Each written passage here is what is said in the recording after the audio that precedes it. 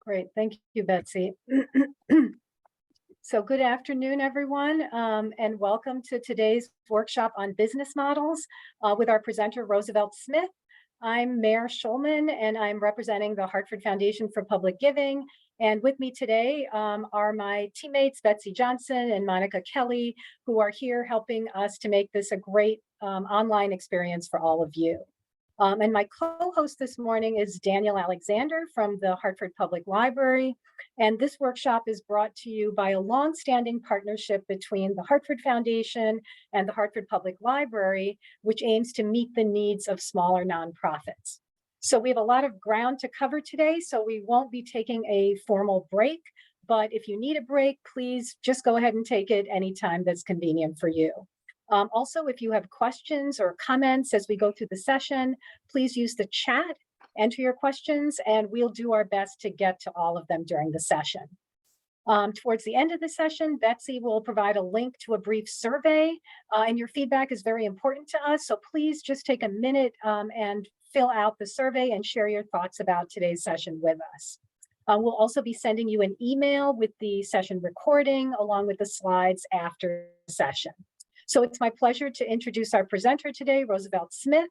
Roosevelt has 25 years of experience leading organizations and providing consulting services and training to nonprofits in a variety of areas, including strategic planning, organizational development, board governance, executive transitions, coaching and leadership, and I'm sure I've left out a few.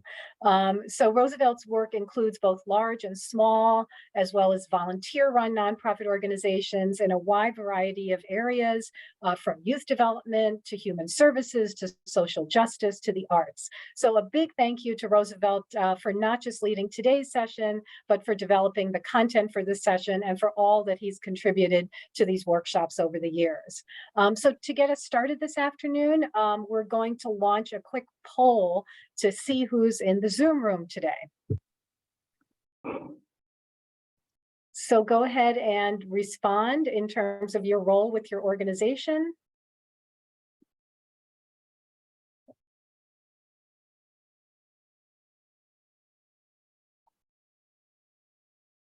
Just give it one more minute. If you could just jump into the poll and respond with your role. Okay, great. And Monica, you can go ahead and close the poll. And it looks like we have the vast majority of folks are executive directors today, and the remaining folks are staff. So that gives us a good sense of who's here. Thanks very much, and I'll turn it over to Roosevelt. Good afternoon. Thanks, Mayor. Thanks, Daniel. Always appreciative and grateful, right, for the opportunity to be with my nonprofit folks. So thank you for providing that. Mayor, I'm just thinking as you're talking about my experience, I'm now getting the feeling that I'm getting old when I hear that. So I don't know. I might have to switch that up a little bit. We might have to do something different. But greetings, everyone. Welcome. I will formally greet you in a second, but also wanted to say happy National Hispanic Heritage Month to any of you who are of Hispanic heritage. Appreciate you, see you, thank you for being here. Typically when I engage, I like to open up with this greeting, which is from Zulu tribe tradition in South Africa.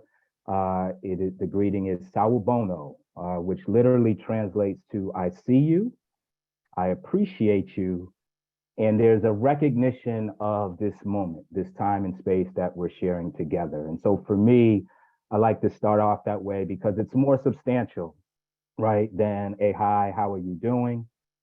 This is truly about us engaging in space together. You taking the moment out of your busy, hectic day, as many of you are EDs, the poll stated, right, to participate. It's also acknowledging that we all are whole people, right? Meaning we bring wisdom, lived experience, hopes, aspirations, and concerns to these conversations along with our ideas, right? So I try to make space for all of that. And then lastly, again, just recognizing and appreciating that this experience relies on and is most useful when we are participating together. So I will encourage you and invite you to be active participants. Take advantage of Mayor's suggestion request to chat in questions, or you can just unmute and ask a question, right? And we will engage. Okay, so welcome everyone. Moving forward, so our purpose for today, I think, sort of lives kind of in this quote for me, right? The world continues to change faster, but our ability to keep up hasn't kept pace. So this is from John Carter, who is a renowned change expert, quote unquote.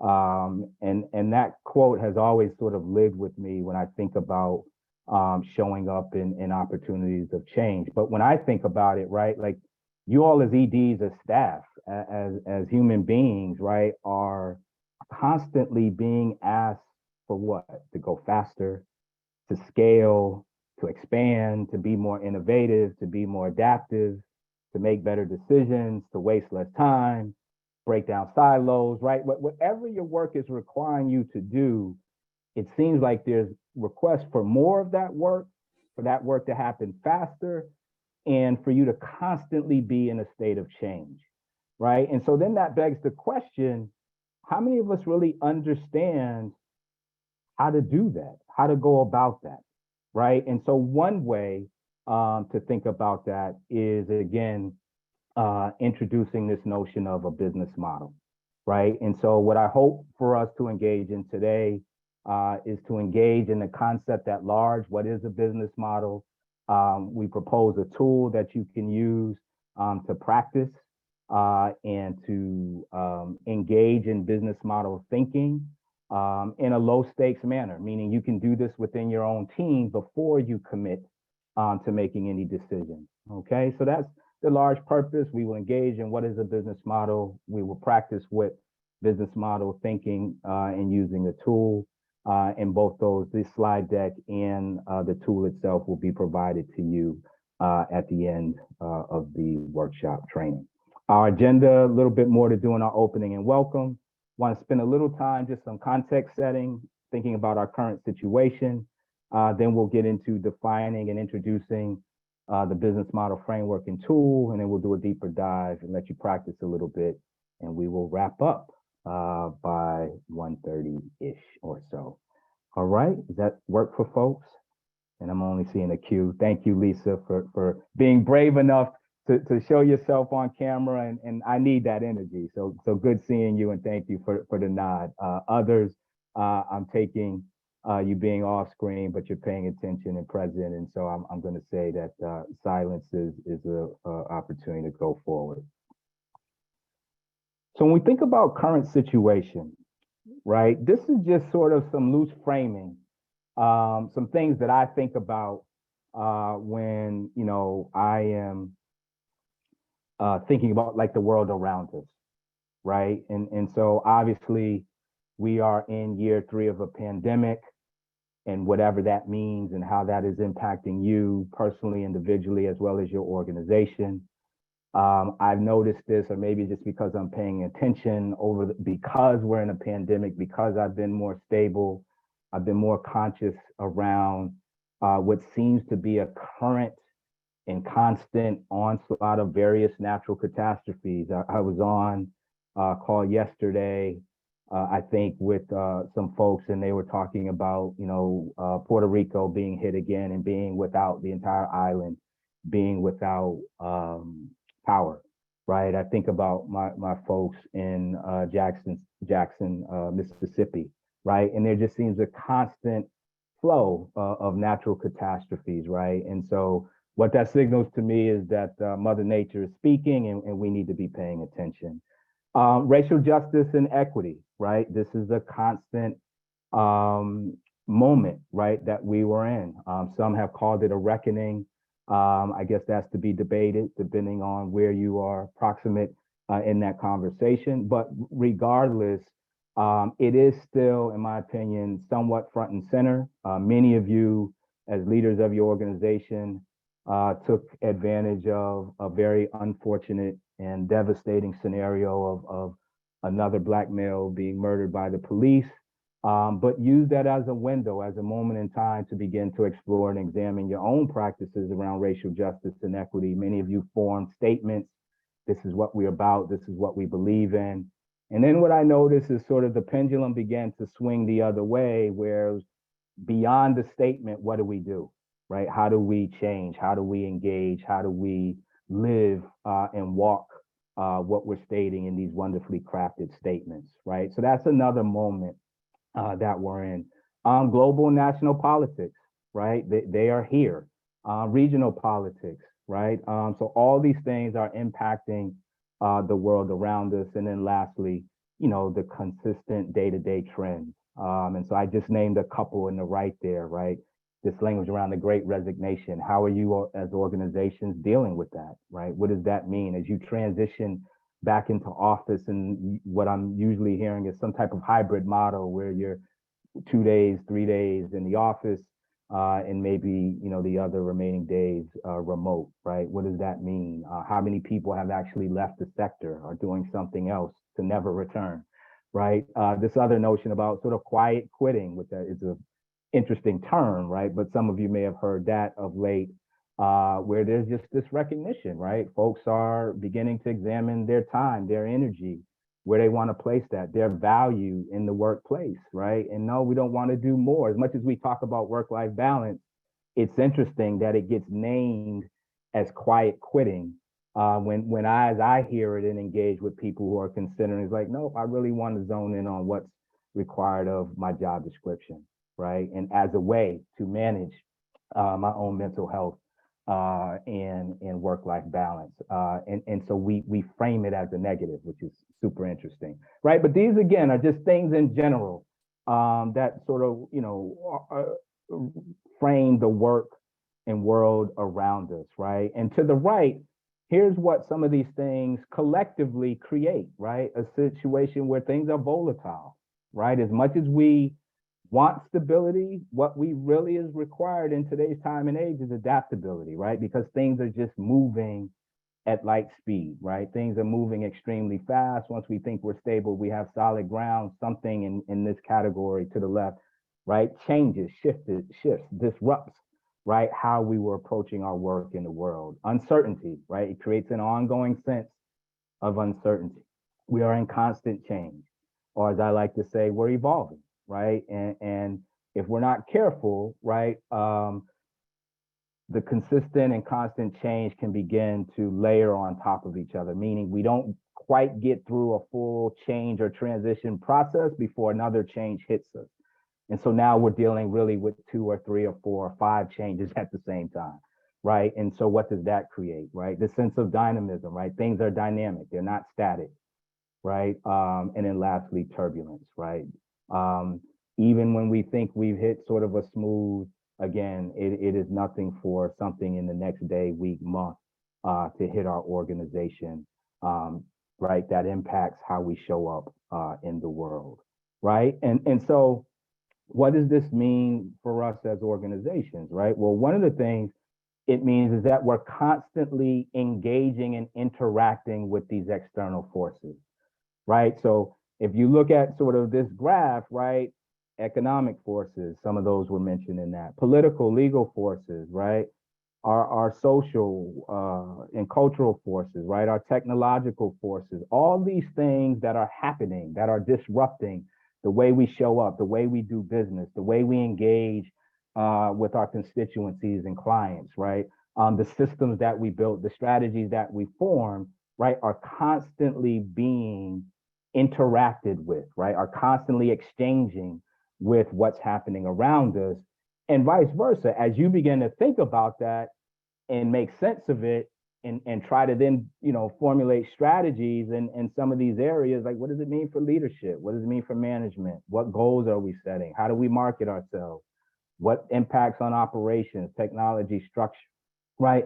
That there's this sort of constant engagement back and forth, right? And so this kind of, again, represents the world around us. And, it sort of begs the question, What impact do these phenomenon have on your organization? Have you stopped to really think about, absorb what all this means? Or are you constantly running from issue or force or challenge or phenomenon as they show up? So let me pause there and just check in with folks. What impact, and you can chat it or you can come off mute and just share just some of these things, and maybe there's a few others that are hitting your organization, but what impact do these phenomena have in your organization as you think about it right now? If I can get one or two people to share.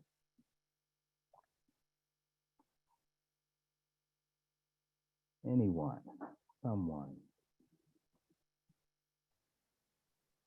Roosevelt, it looks like Carolyn has typed in turnover at the board level. Right. Absolutely. Right. And that turnover at the board level could, extend to inside the organization. And so then that puts stress on how do we manage talent, right? How do we engage folks? How do we recruit, right? What messages are we sending out? Is there something we need to be doing different, right? To begin to engage quality people to help us in our organization. Are there others, Mayor? Yeah, Rebecca has put in conflict management between staff, and I am definitely running from crisis to crisis. Yeah, so oftentimes, thank you for that, Rebecca. Like what this will signal, right, is how these things land and show up in your organization begin to mirror or create scenarios where folks' values are showing up. So, right. So sometimes when we're in sort of conflict management and engagement, what's happening is we're in response to some external or internal stimuli, and I'm defaulting to my value, my core set of values. Right. And so again, inside an organization, when things are great, we point to these great value statements and they sound good until the organization or the system is stressed. Right. Yeah. And once we're stressed, then all of a sudden, right, it creates an environment where there may be conflict, right? Folks are being asked to make choices and decisions that maybe they normally didn't before. So thank you. A couple of others, Mayor? Yeah, a couple of others, both board related. Michelle says unresponsive and unengaged board members. And Lisa says lack of availability from board members who in the past were working board members. That's right. Right. So when we think about those and when we hold board members in particular, right, as assets to our organization, right, like a well-rounded,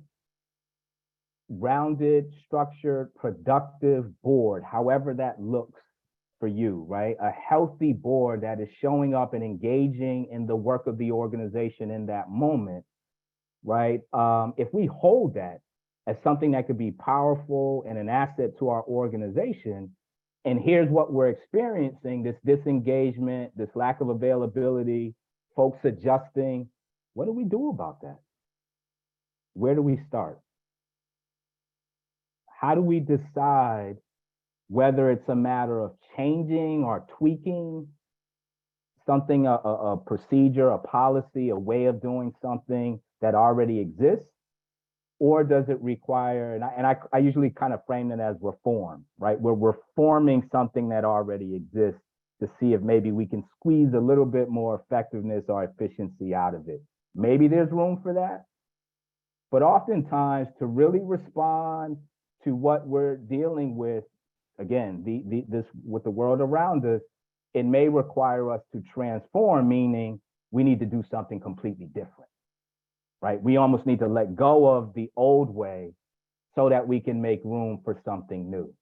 Right? And again, talking about it is one way, but how do you do that? How do you go about doing that? Right? And so I think that all creates sort of the perfect opportunity to think about a business model as a tool to help us engage in some of this external and internal challenges and things that show up in your organization, right? And just in terms of, these are three kind of quotes that I curated because they also help me kind of get in the right mindset, right? And so oftentimes it's easier, right, to point our attention to a structural fix.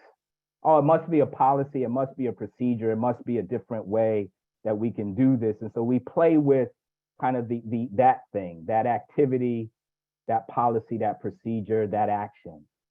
But many times, oftentimes, I would say, it actually first requires a shift in our mindset, right? So these are just three curated quotes that I always use to remind me of the mindset that I attach to change, expansion, growth, any of that work, right? So the first is Octavia Butler. Some of you may know of her or read her, but one of the things she says, all that you touch, you change. All that you change changes you.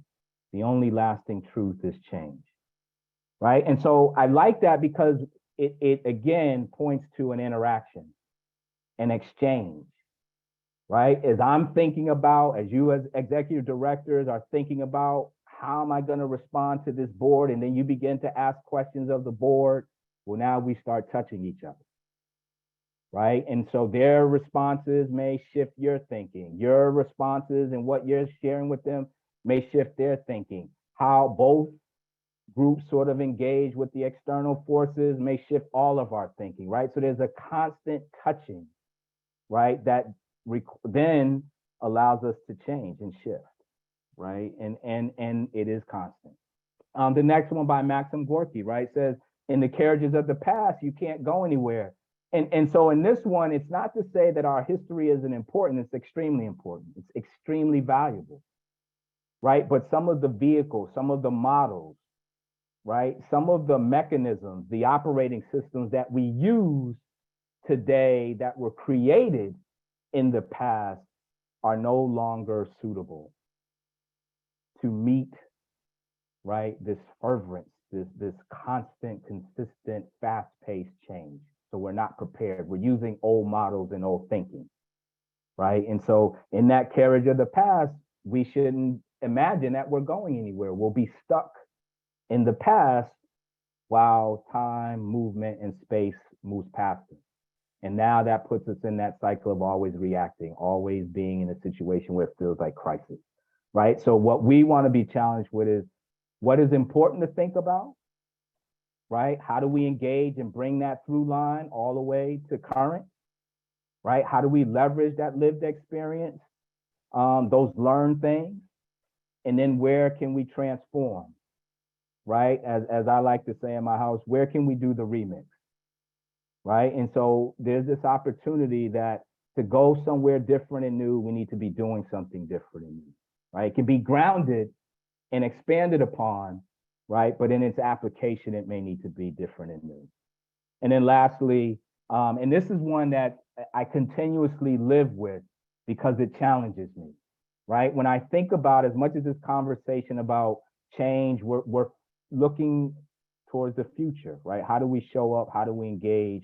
How are we better? How are we different? How are we more complete? How are we healthy as an organization, right? And when you think about this work, this movement as not a destination necessarily, right, but a direction, right, then it opens up possibilities, right? And so when you think about it in that way, as William Gibson would say, the future is already here. It just isn't evenly distributed, meaning a couple things, right? For, my scripture or Bible readers, there's a scripture that says there's nothing new under the sun, right? So again, that's that point to the history, right? That, yes, maybe in generations past, they didn't have to deal with social media and cell phones, but they had to deal with some technology that disrupted their way of being, knowing, and living. And they adapted. And that created some principle learning that then could be applied in any situation going forward, right? What it also means, current time, present time, is that just look at the breadth of, who's in this space. Chances are some of the things you all are expressing, you all may be going through, and then some of the things may be different or specific, right, to your organization, your work, and yet somebody else may have already also gone through that, right? So they've already come out of the other side, they already have some understanding and learning from that. And wouldn't it be great if we could tap into that, right? So for many of us, in many of these scenarios, what you're experiencing, someone else has already gone through and made it through in a healthy, productive way that you can learn from. Not mimic, not duplicate, not replicate, right? Not as a scenario where it's prescripted, but higher learning, right? General principles that will allow you then to consume that, chew on it, digest it, and then apply what makes sense for your organization, right? So these are just 3 quotes, again, that I like to use to help me get in the right mindset as we think about change. Any reaction, response, questions? I know we have some new folks joining before we move on and really dive into what is a business model. And again, you can either chat something or you can unmute. Love to hear voices as well. All right, how we doing, Mayor? Anything coming up in the chat? Not yet, Roosevelt. Okay, great. All right. Excellent. So all of this, again, is framing the world around us, our current situation, what we're experiencing, living in, some of the challenges and opportunities that it's creating for our organizations, for our work, right? So when we think about this question of where do we go from here, here's where I like to introduce the idea of the business model, right? So first and foremost, again, just some additional context points. I'm not sure if you all know, I've looked at a couple of different sources. So they say different numbers depending on how they're counting, but we're somewhere in the range of high 1.5 to 1.8, almost 2 million nonprofits existing in the US today. And so that makes me then ask the question, again, in that current situation we were just talking about, how many are actually succeeding or would say they are succeeding? How many are actually struggling? How many of you are succeeding? How many of you are struggling, again, struggling in terms of impacting your mission, raising the dollars to do the work, holding on to precious resources like people, board members, staff, etc., engaging in meaningful conversations with your constituency and stakeholders, like all that work, right, that you're supposed to be doing to manage your vision and impact of your work, right? How many actually even know? How many of you actually know what your business model is right now today? How many of them actually know?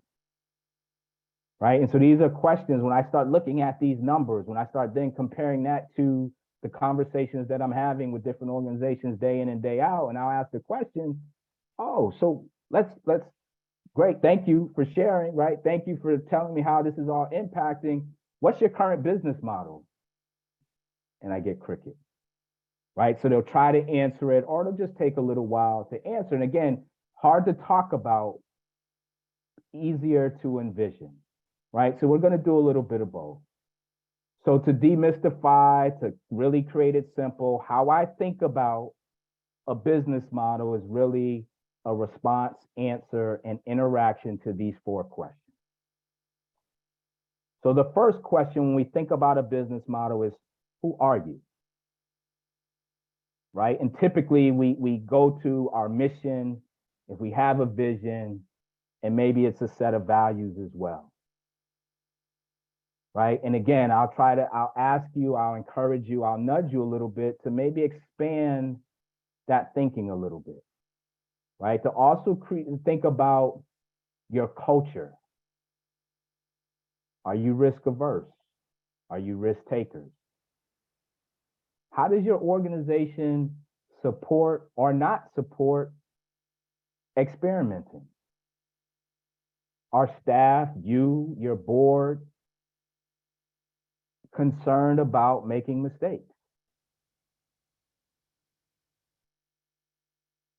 Do you like to experiment? Do you like to try things? Do you create room for that? Are those behaviors incentivized? Right? So it's more than just our mission and our vision. It's actually what we think, what we say repeatedly, and how we behave and show up in the work, right? These things collectively make who you are. So if you're constantly, and now we go back to, I'll connect it quickly to Octavia Butler's quote, right? Everything we touch, we change. Everything that we change changes us, right? So who you are is evolving, right? So it's not just that mission. It's not just that vision that maybe you haven't looked at in 5, 6, 10, 20 years, right? It's beyond that. It's actually how you're living that, right? And that shows up in your culture and other things. And so when we think about who we are in terms of a business model, we have to explore and examine that in the moment, historically to this point. And then we can get to ask different questions. Does our identity or who we think we are still serve us? Does it still create the impact that we want to have in the work that we do, whatever that work is, right? So there's some exploratory conversations that you could have that we'll talk a little bit more about later, right? But this first question, again, in defining what is a business model, is just responding to 4 questions. First question is, who are you? Second question is, what do you do? Right? So we think about it as scope of work. Like, what are the activities, the services, or programs that you undertake to advance your mission and achieve your vision, to live out your values? How is that shifting? How does that need to shift? Right? Are you in constant communication and connection with those who benefit from your work? What are they saying? Right? Are you empowering them? And a lot of the advocacy and movement building spaces, there's a lot of conversation about shifting power. We need to do away with the old model of top-down thinking, of power over people, right? Of pushing old models of white dominant culture, white supremacy thinking upon our organizations and our work. And that creates an opportunity to try something different, to transform. And that impacts our activities, our services, our programs. But is your ear to the street? Are you listening? Are you interpreting these things that you hear, see, feel, experience in that way? How is it impacting what you do? Right? Then we go a step further, a little bit deeper. So not just what we do, but how we do it. So this is the creation of the operating systems, right? The structures, the budget, the authority, how work flows, policies and procedures. It's amazing to me that, many of you or some of you have shared that, when you were naming challenges with your board, and my guess is that most of us, most organizations are using a board operating system with maybe some slight reforms, changes, tweaks, but fundamentally the system was created hundreds of years ago. Let that sink in for a second. I always use the analogy because we're adults, right? If you think about quick mental experiment, if you can remember in elementary school, you pick a grade, your favorite outfit. So mine was, again, I'm going to age myself a little bit, the Garanimals, right? So I had this mint green with elephants shirt and green pants, and that was my go-to outfit in the 2nd, 3rd grade, somewhere around it. Loved it. Can go right back to that moment right now as I think about it. That outfit doesn't fit me today. Much as I love it, appreciate it, brings back great fond memories, it doesn't fit me today. Maybe I still like the color. Maybe I think I have some socks with elephants on it, right? But the outfit itself does not fit me. So why would I try to squeeze in it, contort, embarrass myself in that way, right? So again, we're operating and using models that are antiquated. We're using structures and ways of approaching the work, the hows, that are antiquated. Sometimes because we just haven't had the time, as many of you were sharing, to slow down, to actually begin to think, to get out of the moment, to get out of what's hitting you in front of you right now, gain a little bit of perspective, or take a breath and cast your vision forward. right? And so without that space, without that opportunity, without the resources and flexibility to do that, then we tend to be head down trying to make tweaks and reform to something that we should just set aside and not do it that way. Right? So, but that's another question. How do you do your work? What work do you do? Who are you? Right? These are the legs of a business model. And then lastly, some would say most importantly, how are you financing the work? Right? So these are just 4 simple questions that as you begin to answer them, this is what we mean and this is how you create a business model. Right? Because as you answer one, it interacts, it bumps into the next one. Right?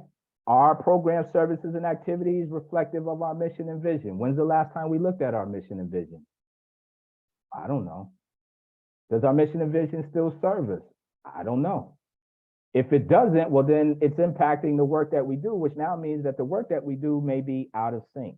It may not be getting us the best or the most impact, right, that we could have. How are we doing our work? Are the practices and policies and procedures and structures that we still have, are they more healthy and helpful? Or are they more harmful? If you think about what an organization really is, a mechanism, a means to do more than what a single person can do to overcome the limitations of any individual, it's still a platform, an apparatus to help you do your work more completely, more wholly, more healthy. Which says what? The organization should be in service of us, not us in service of it. So when we create hierarchies, when we create these policies, procedures, bylaws that existed 50 years ago, that's us serving some vision of the work that lived in the past. Without questioning, does that still suit us? Right? So we should explore these things, right? And then the model of how do we finance it, again, I purposefully use finance instead of fund or fundraise. Because finance gives you a little bit more breadth and room. If you think about how you conduct your personal finances, many of you, I won't say most because I don't know most, right? Many of us have learned potentially how to use credit in a responsible way. How many of your organizations even think about credit? Many of us can think about entrepreneurial things. We have side hustles. We live in the gig economy, right? How many of you are applying that thinking to your organization? Many of us have created products, right? Services, things that we did one time, but then have a lifespan that can generate value. Right? So finance, again, gives us a little bit more room, a little bit more space to engage and play with these other 3 questions. So let me pause again. Any response or question about the 4, right? Again, I'm using these 4 questions. Who are you? What do you do? How do you do it? How do you finance it? Again, as the basis, as the definition of framing a business model. So next time somebody asks you, some cheeky consultant says, what is your business model? Now you have 4 questions that you can try to attempt to answer that. Looks like someone was going to try to come off mute. I can't see everybody. Yeah, I'd like to ask. So with these different questions that make up a business model, is there, well, let me preface it with, I am thinking about them and it's like, well, we have our mission and vision, we're real clear on that, but then what comes first? And I keep running into, if we're struggling for finance, we can't do any of the rest, or we can't do it properly. So is that the correct, is there a natural order for everybody? Is that unique to our organization? And is there a way to look at it? because at the same time, we can't ask for funding if we don't have products to put out there. And, you know, so how do we make it all flow? Because somehow we're so small that it's a struggle. Really appreciate the question, Lisa. Thank you. Right. So I would say that where you start is probably less important, right? That is, I think, unique in particular to your organization, because you may be feeling, you know, I don't like the language, but I'll use it just to answer your question. You may be feeling a pain point in a certain place, right? So it's natural that we go to that pain point first, right? So if it's finances, right, that's where we start. And then we're trying to figure the rest out. The bigger context, and we'll get more into this when you see, is that the answer to the finance question, however, relies in how you hold all four of these questions together, right? So we can't effectively answer a finance question if we only stay in trying to tweak our fundraising model, write more grants, right? Whatever mechanism you're using to pursue funding. Why? Because it's interrelated, it's interconnected with, well, who are we in this moment? Are we communicating that as effectively and as clearly as possible? Are we living that? Does that show up? Does our mission need to expand or contract? Does it need to shift or pivot, right? All this language that we use, how does it need to adapt to where we are and kind of where we're going? You may not have the answers to those questions, which means now what? Well, who do we need to talk to? Now, as you begin to talk to those who I'm making an assumption, like who your activities, services, or programs were designed to structure, you may hear that their needs have shifted. Why have they shifted? Because they're touching the same current scenario things that we were talking about, right? So 3 years in the pandemic has impacted them as well. How?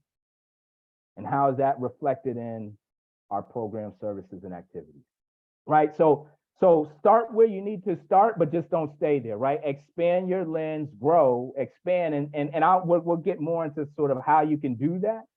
Much harder to try to do it as a speaking, verbal, vocal exercise. A lot easier, which is why we're going to introduce this tool to visualize, right? And to begin to play with things. It's like, oh, so if we do want to move and expand and do something different around funding, how is that going to impact all these other areas? Okay, go ahead, Mayor. Look like you were gonna. Yeah, there's one other question, Roosevelt, from Michelle. And Michelle says, so in answering these large questions, who ultimately makes the decision, the organization or the board? Great question. And here, I guess, sort of cheeky response. What's the difference? Why is there separation between the two? Is your board not a part of your organization?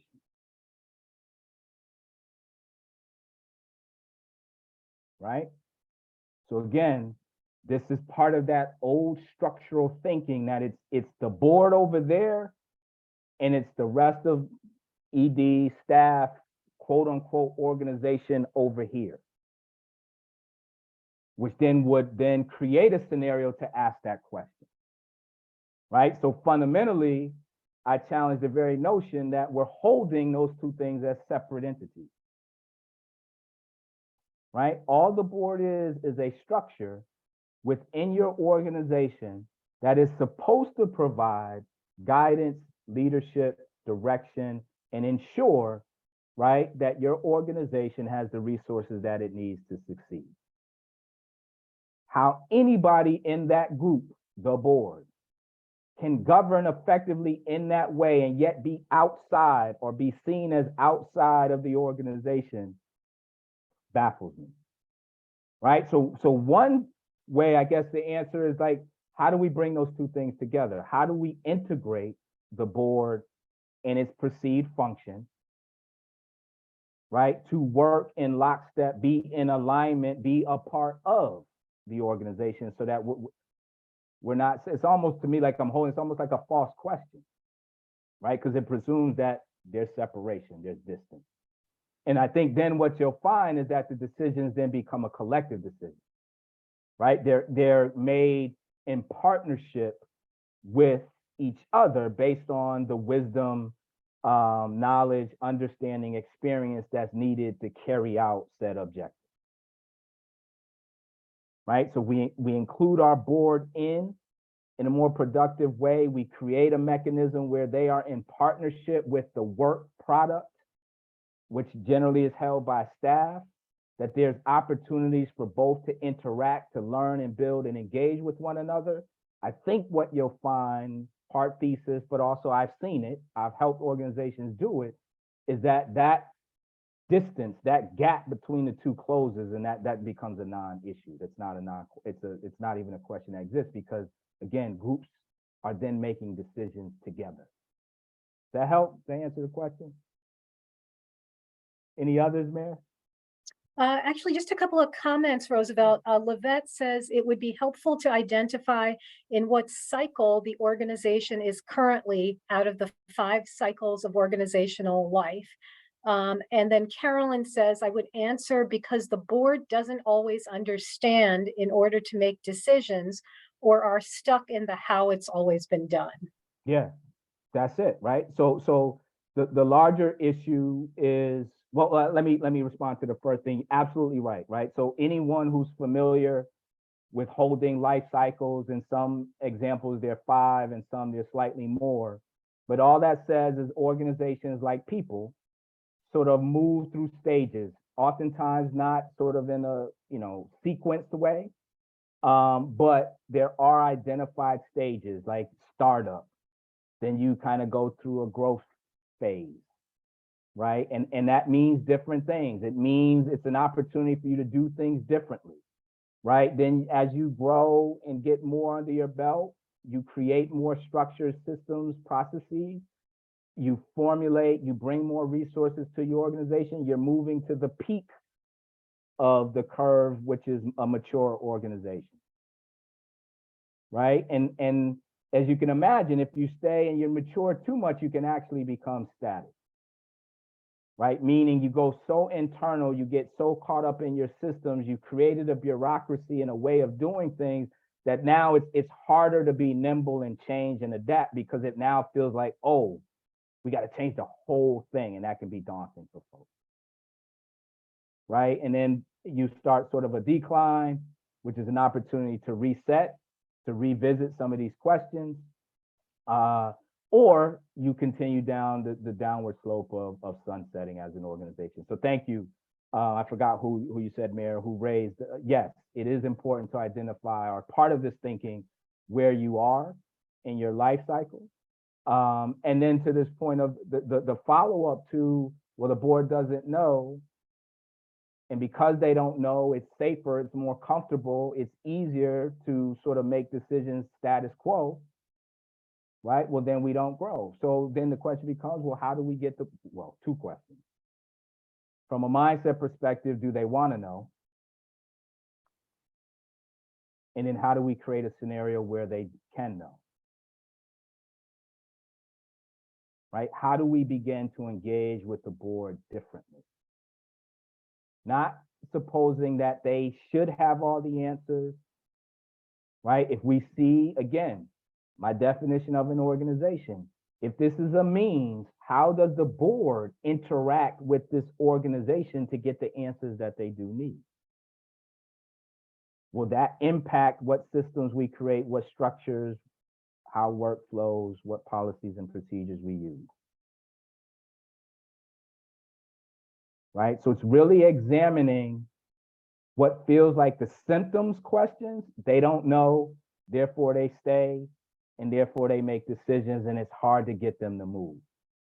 I had a great conversation with someone on coaching, and she had a similar response to a scenario with her board. And she said, the board, because they've been in such a growth trajectory, but now things have leveled off, and every evaluation data point, it shows that they've stopped, they're actually decreasing. So membership has decreased, money has decreased, effectiveness in the programs and activities that they perform has decreased.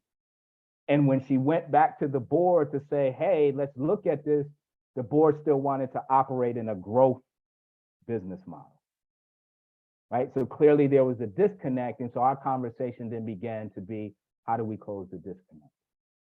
What information, what ways, how do we begin to engage with the board differently? And what we created was for those who are familiar in like the construction world, they had these design charrettes. So we created a design charrette for the community that they serve, and we invited the board to be a community member, not a board member. And what they experienced and felt was what the community was saying, these are the things we're experiencing and need, and this is how we hope that you can show up. And it began to then free a little bit, right? Their thinking, expand their thinking about, oh, we're not married to this process just to be married to it because that's all that the way we've done it all the time. Okay. So now that leaves us, how do we do this? Okay, we have the 4 questions, but what do we do with them? Right. And so I'm going to introduce again, and you'll get this as a handout, something called the Nonprofit Business Model Canvas. Actually, let me jump ahead. So I'm going to pull it up bigger so that you all can see, but just for the purposes of right now, this is a model. It's called the Nonprofit Business Canvas, right? When you get this deck, there's a link here, and you can go in, you can download it yourself. You actually get a PDF copy as well, but you can download it. It comes with additional ways in which you can use it, tutorials, etc. Right? But I like this because now it maps those 4 questions sort of in 9 categories or 9 domains. Right? So we start thinking about who are we? We're somewhere in this middle space. Right? The work that we do or what we do is part this middle, a little bit over here, because this begins to think about who are we engaged and who are we doing the work for or with. But then it spends a lot of time over here, right? Key activities and how do we manage resources, etc. Right? The how is again, both of these. Right? And then how do we fund it lives in the bottom here. Right, so I'm going to break these up and talk about each space a little bit, but I wanted to show you the model, and this is what we're going to build on and work on for the remainder. Right, so, but why, right? What is it that this does? What can it do? So the reason why I like it is because it's a visual sense-making tool that allows you, your organization, anybody that you want to invite to this type of conversation, creative design thinking way to rapidly understand, test, and design new ways forward, right? So you can get a quick sense of how we currently doing things, and then pick whatever opportunity, challenge, pain point that you all were describing, and say now, in order to move forward, answering those 4 questions, but now spread out over 9 domains, how can we begin to make some changes? And now do it visually so that we can see, oh, if we touch this and play with this over here, it impacts this over here in this way. Versus trying to do all of that through language and verbal. And again, depending on, you have a board member who's disconnected, who doesn't quite know the work, it'd be hard for them to engage in that conversation. So what I had to do in suggesting that other scenario I gave is like, oh, we have to bring the information to them by inviting them to show up and engage with people, to play, right, with this type of model, right? It also provides a blueprint for what to change, add, or subtract in your organization in any given moment. Again, very easy to lock in. I think to Lisa's question, oh, well, what goes first? Doesn't matter what goes first. Whatever you choose to do, it will impact these other areas. And so it might be better to look at it as a whole. You can start the thinking, you can start the conversation in a particular place, but then you expand that lens through this visual tool to say, well, how is it currently impacting these other areas? And if we start tweaking, shifting, changing, how then will the future strategy impact these areas? And you can do all of this in the comfort of your own office organizational Zoom space, right? And then lastly, it's made up of 9 key elements, which again, we're going to go through in detail, right? So that's all the model is. It's a platform, it's a canvas. No tool is perfect, but it does allow you to visualize and play with these things in real time, to ask those 4 questions and begin to move things around or respond to some of the additional questions that live in the model to begin to come up and imagine and create the answers going forward. And again, that earlier question about mindset, even those answers may not be the right one, but it may point you just to a next step, right? And in that next step creates a different lens, a different opportunity to learn. And then you can go back to the business model and say, here's what we learned. And so we go through the process again. Okay. Any questions on any of that? Mayor, anything in the chat? Nothing at this time, Roosevelt. All right, great. Thank you. Right. So again, this is what it's going to look like. I'm going to actually stop sharing in a second and bring up the PDF so we can walk through it a little bit easier and you can see it a little bit better. But let me continue. Right. So why this framework as a tool, again, shows 9 elements. They connect and flow with each other. Again, really introducing this concept of interconnection. One way to think about it, it's really the difference between analysis and synthesis. What do we do when we analyze? We break things apart so that we can zero in on a particular area and we apply our analysis to that area and then we kind of put it back together, right? That's what analysis does, and there's opportunity, space, and room and need for that sometimes. What synthesis does is it always holds the entire thing, right? So you're not just analyzing one area by itself as if it isn't interconnected, connected to, interrelated to the other area, right? Back to, I think, Michelle's question, well, the board seems to be disconnected from, well, then we need to first think about how do we bring the board back in so that we can have collective conversation, right? So that they are a part of, right? It may then lead us to thinking about how we orient differently, what type of annual education we're doing on a regular basis. It may force us to think about how does our board engage with staff, and again, not get so caught up in that letter of the law that we probably all read, that the board only has 1 staff member, that is the executive director, and everybody else reports to the ED or CEO. Great theoretically, but now when we hold up this challenge, well, why is the board disconnected? Could it be that there's something a little bit off with that structure that we need to tweak, change, shift, mold, advance, expand? These are the questions that come up, right, when you think about that. It allows us to test assumptions. When you propose any change to your business model, you can then visually see what happens to the rest of the areas. And you can play. Right? Part of the response to being in a high volatile, constant change environment is to go back to our childlike upbringing where we were allowed to play. And to introduce that playful, creative energy to say, we're not beholden to. We should always be asking is, how does it serve us?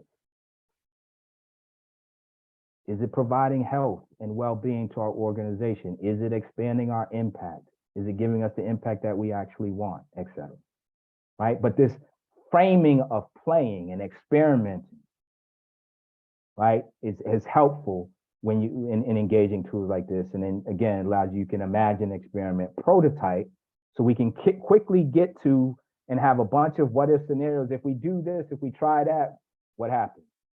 Well, if we try something different, what happens? And again, all of this before you commit to taking a real action step with real resources and people. You begin to just have these thought experiments and playing with the diagram. And then you move to implementation and you see what happens.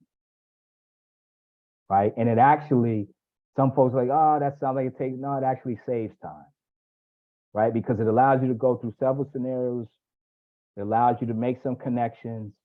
It allows you to point to different opportunities to engage and then launch, prototype, pilot, experiment, learn, come back, feed the system again, and continue to move. Versus we try to load up, I'm fighting against these old ways of knowing and thinking. We're not using a tool to visualize. I'm trying to explain, they're explaining back, and now something gets lost in translation in words. And next thing we know, we went a whole year and the board hasn't moved and we haven't figured out how to re-engage them, or we haven't created a new funding model that sustains our organization, et cetera. Right? So this is why, what the tool is and why I like using it. Okay? Anything coming up? Did we get the handoff? Monica, Daniel, I don't know who's monitoring the chat. Just checking. There, I am. There's no questions Awesome. at this point. Great, thank you. So as we think about practice, right, I'm going to stop sharing this slide deck and pull up the tool itself. But what we'll do is we'll spend just a quick, maybe 5 minutes or so, just looking and exploring at the 9 elements, seeing if you have any questions and answers on that. And then I'm going to suggest maybe 1 or 2 scenarios and let you try to actually do some of this real time. And again, it's just a thought experiment. Okay. All right. So let me stop sharing that. And I will share the tool itself. All right. So here's what the tool looks like, right? And so again, that first question about who you are sort of lives in this middle space, right? We start thinking about, well, programs, problems, what's our value add? Don't get caught up in the language. How are you delivering impact to the community based on your mission, right? Do you have a vision of a future, either for your organization or the larger society work that you're trying to impact? What are your core set of values? How do you show up in the world and engage with each other, with stakeholders, right? So these are just some questions, but a lot of that kind of what and why questions. So the why, the purpose question, who are you? And that what do you do starts sort of in this middle. Some of you may be familiar with the notion of a theory of change, right? Different language, but that's all that these questions kind of get to. That may be more familiar.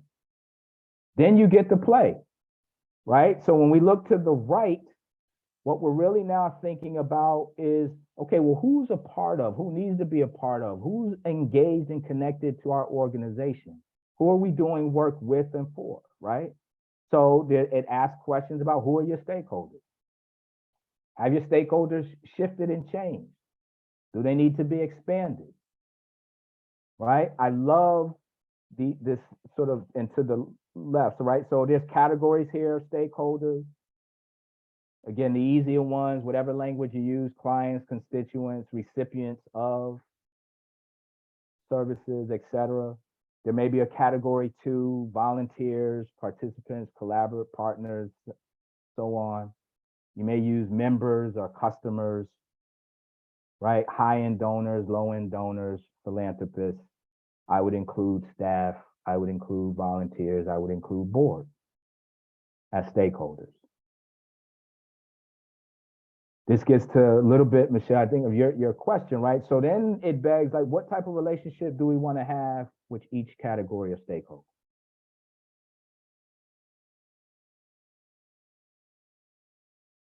What have you even asked that? What type of relationship do we really want to have with our board?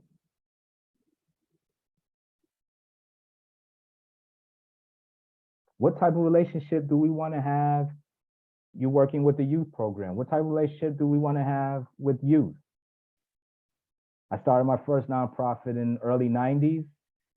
And as youth work was sort of beginning to really kick off and kind of go to a different level, one of the big things to do was to invite youth to join your board, right? Because again, we were all operating from your board should be somewhat representative of the groups that you work with and or serve or recipient benefit your work.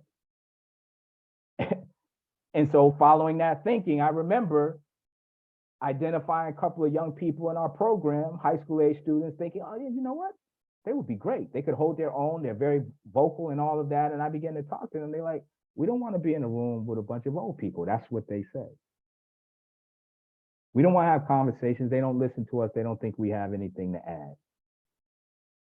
So again, it was a way to experiment and examine what seemed like a positive thing and what was being suggested as a way of being and doing, inviting youth to join your board to say, how does that really work? What type of relationship do we want? Are we creating an environment where they would be respected and valued? Do we have to do some legwork first?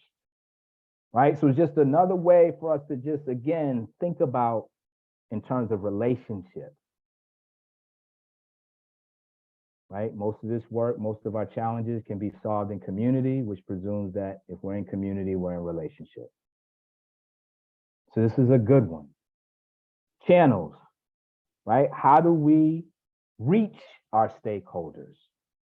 This now begins to live when, if you think about staff, if you think about board, right? Coming out of this pandemic or third year in the pandemic, if we're starting to listen, some folks like, you know what, I'm actually good with not being in the office. Can I do this virtual? Right? We talked about, we were just having a conversation before you all joined, and we're thinking about how do we need to sort of adjust, expand, maneuver in how we deliver this type of content, right? Because we're getting mixed signals, right? Some of you like the flexibility of it being virtual. Many people sign up, but not many people actually show up then the day of. What do we do about that? What are the right channels, right? So it allows you again to live and explore, how do folks want to receive or connect with your organization, your work, and your activity, right? So there's some examples: brick and mortar, online, mobile, etc. Right? So that right-hand side, relations, stakeholders, channels, I'm going to hold off on this bottom one for a second. All that really is pointing to the who of your work. How, and you see up here in this top piece, how do we want to engage the various people, stakeholders that support our organization, that support our work, that we are creating value for, that enables us to create value, right? So there's a whole host of conversations around engagement, right? That can get synthesized down to who are we, what are we doing, how are we doing it, who's paying for it. If we look at the left-hand side, right, this is more operational. So what are the key activities? What are the things that you do on a day in and day out basis that supports the work? Right? Which ones really add value? Which ones don't? You'd be surprised how many things you currently do that, if you stop to think, actually no longer actually add value to your mission, to how you want to show up, to where you are in the world. Someone talked about that life cycle. Again, many times I've seen startup behavior and activities showing up in an organization that has identified as a mature organization. Maybe that's good, maybe it isn't, room to explore. Or vice versa is probably more often, where an organization is early stage, but they're trying to do things as if they were mature. You don't have the capacity for that. That's a process. Right? So listing out and right-sizing the key activities could be a good question. Who are our key partners? Again, if you have a mission and vision, chances are whatever that mission and vision is, what you're trying to do, shift, change, impact in the world, you cannot do as a single organization. You need partnerships. You need to engage others. Right? So now these two start playing with each other. Who are we identifying as our category of stakeholders? Which one of those are we identifying as key partners? Probably came out of, oh, these, in this relationship question, these folks could be a partner, and we're listing them here. It also extends our partnerships in thinking about vendors. Who are we supporting? I made a simple ask of an organization who came up with this beautiful race equity and all the shifts and changes that they were doing. And I said, oh, I see you have, we were looking at some financials, say, oh, you have 5 vendor suppliers. How many of them are groups that are owned, operated by people of color? 0. But that doesn't align with your statement. Oh, we never thought about it that way. Great, opportunity. Now let's figure out how we can begin to engage. What are key activities? Who are we identifying as partner? Because they didn't see suppliers necessarily as partners. So therefore, it never raised to the level of, this is how we show up in the world. So they didn't think about it. Key resources, right? Again, holding resources more broadly, of course, is financial, but it's also physical, intellectual property, human, etc., social. So what are the resources required? Right, Lisa? So now it's like, yeah, I could quickly get to, we don't have enough money, but do we actually know what our money is needed for? What are we using it for? How does it play if we wanted to advance engagement with a particular stakeholder group that then allows us to create better partnerships, which now impacts how we show up and potentially could create different funding opportunities because we're now coming in as a collective. See how all of that kind of runs and plays together, right? But starting with the finance question, but you don't have to end there. It's not a sequence. It's a whatever we feel the pain most, but now let's expand it. How does it connect to these other things? Right, and then that last question of who finances, right? So that's a 2-part question, right? It's getting an understanding, see if I can move this down a little bit, of what the actual cost to do your work. I'm gonna make a blanket statement. If it's not you, it's not meant for you. But I find many organizations have bought into the nonprofit sector culture component of doing less or doing more with less, of not really thinking about what is the true cost to deliver the highest level of programming activities, whatever it is you're doing, at the highest level that you can conceive in the moment. And what they do is they shrink that number down to what they think they could get. And so now the exercise becomes, I think we could get 150, but we really need 225, so our budget is 150. And right then and there, guess what happens? You stop trying to get 225 or whatever the number is.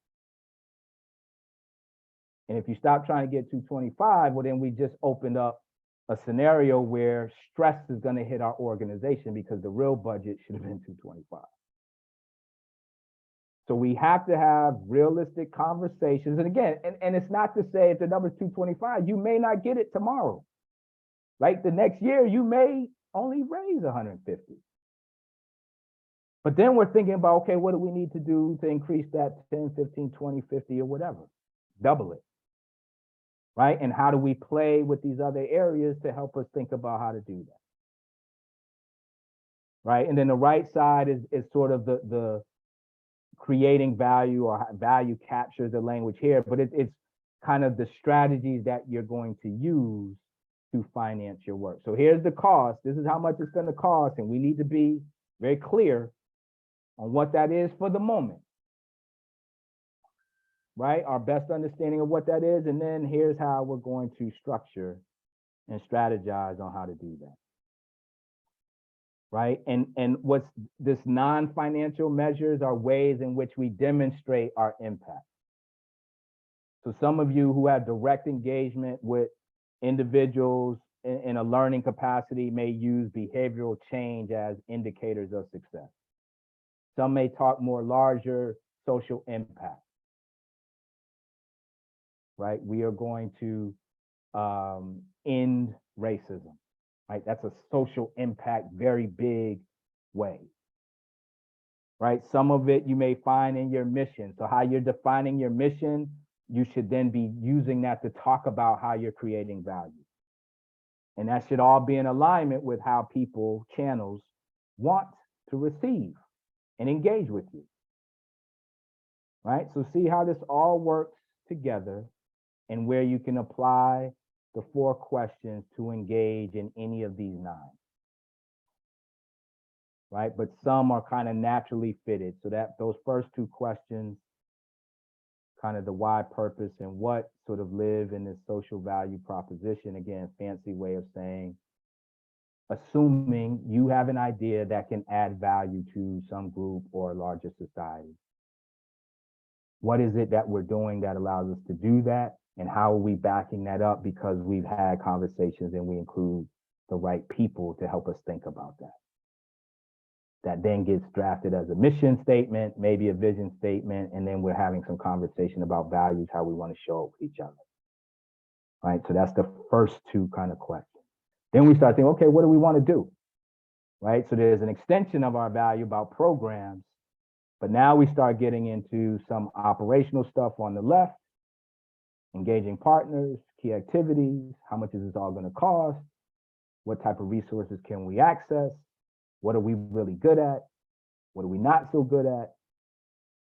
Right? What are models that we're adopting and we've never experienced, never examined as to why do they fit us?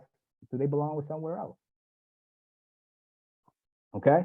Any questions quickly, and then we'll let you play with 1 or 2 before we wrap up. Anything in the chat? Any questions on any of these 9 categories? Something you don't understand or wasn't explained? Roosevelt, there's nothing in the chat. Okay, great. All right. So I'm going to stop sharing this for a second, and I will put it back up.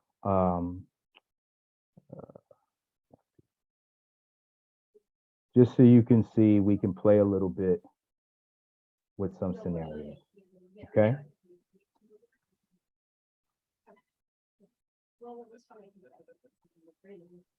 So here's a couple of practice scenarios. We won't have time to go through all 3. So maybe what I'll do is I'll let you pick which one. Maybe spend 5 minutes. Once you sort of grab the scenario, then I'll let you play with the canvas. Just quick what if responses to any of these. 5 minutes just playing, just so you can begin to familiarize yourself and start playing, start getting into that creative environment, right? And see if any other questions come up, right? So the first scenario is really talking about, again, coming out of this pandemic. People have experienced great loss, battle with mental health issues, struggle to establish some semblance of normalcy. Right? I can't tell you how every year, right, there was a frame of the new normal, right? But it always changed year over year, right? So our desire, our aspiration, our need to stabilize in the midst of consistent change, volatility, and uncertainty, when really we need to be thinking about how do we adapt? How can we move with, right? And gain some confidence and muscle, right? In moving regardless of the scenario, right? And that's actually where stability will live, right? But anyway, you can read through that. And so the question, the prompt is, how will you provide support, resources, and space for health and wellness of your staff, board, and volunteers, right? So use that kind of prompt to play with the canvas.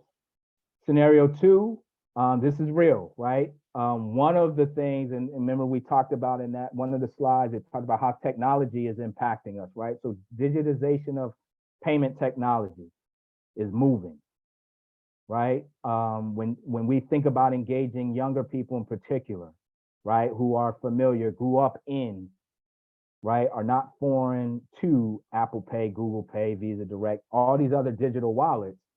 And then we look at our website or our means, our channels of engagement, and we don't have an opportunity for them to provide digitized payment,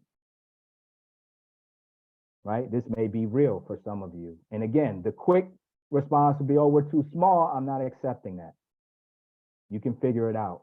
You can be creative. You can engage other people, right? So the question is, what if you decide you want to add or improve a digitization payment technology and strategy? Use the canvas to do that. And in scenario 3, again, you can read it. Need for the services, poverty is a real issue, so on and so forth.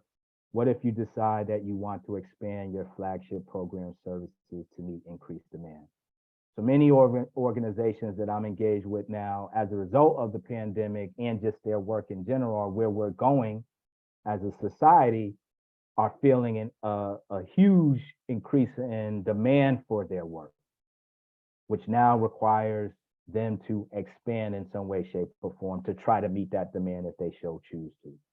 So they're living in this question of, okay, we're going to decide, but how do we go about doing it? If we apply those 4 questions, who are we? What are we going to do? How are we going to do it? Who's paying for it? And then expand that to the model. So pick one. Let's take 3 minutes, 4 minutes, just to play a little bit. Use the model. I will stop sharing these, and actually, maybe I won't stop sharing. I'll just go back.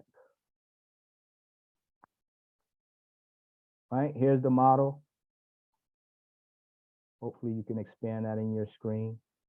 So using one of those scenarios, just begin to play. Like, where would I start? Right, Lisa, your great question. Like, money's a problem. Where am I going to start?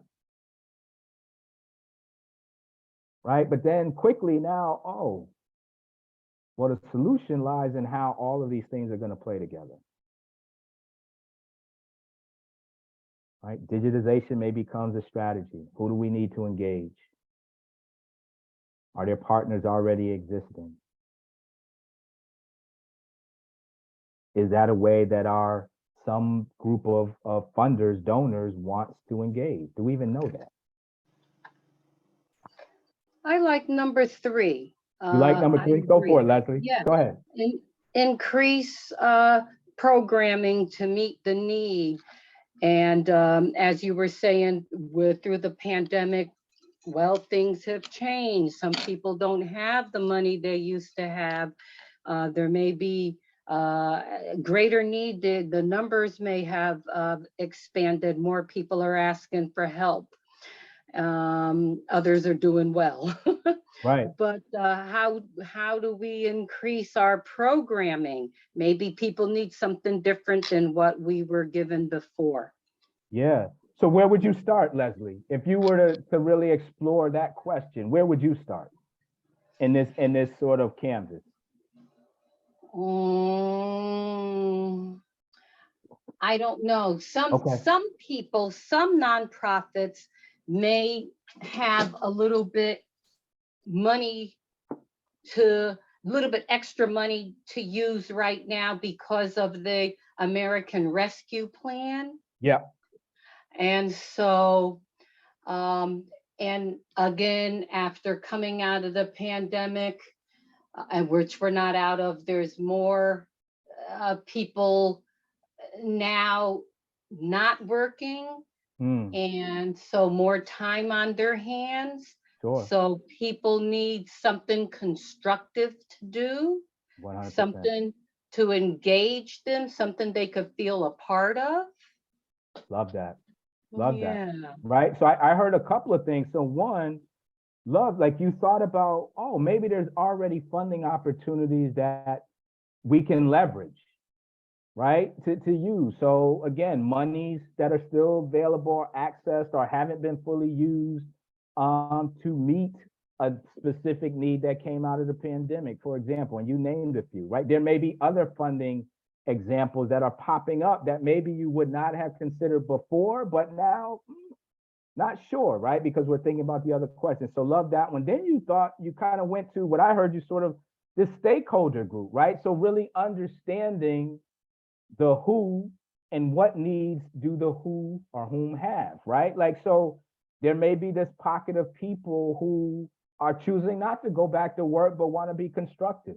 Can we create a platform for them to engage in an effort, and that now becomes a volunteer or different workforce talent pool that we can access to do more work, right? Or maybe there's a within our constituents, clients, whatever you call them, beneficiaries that, they're coming out with real needs, right? And so I need to have my ear to the ground and be listening to those needs so that then we could respond to. So thank you, Leslie, for introducing that.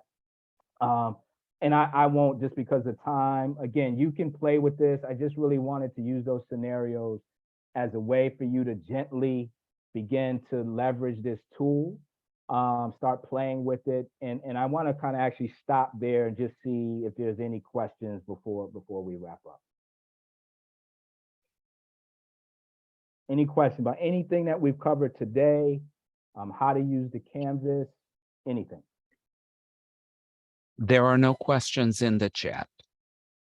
We got a quiet group today.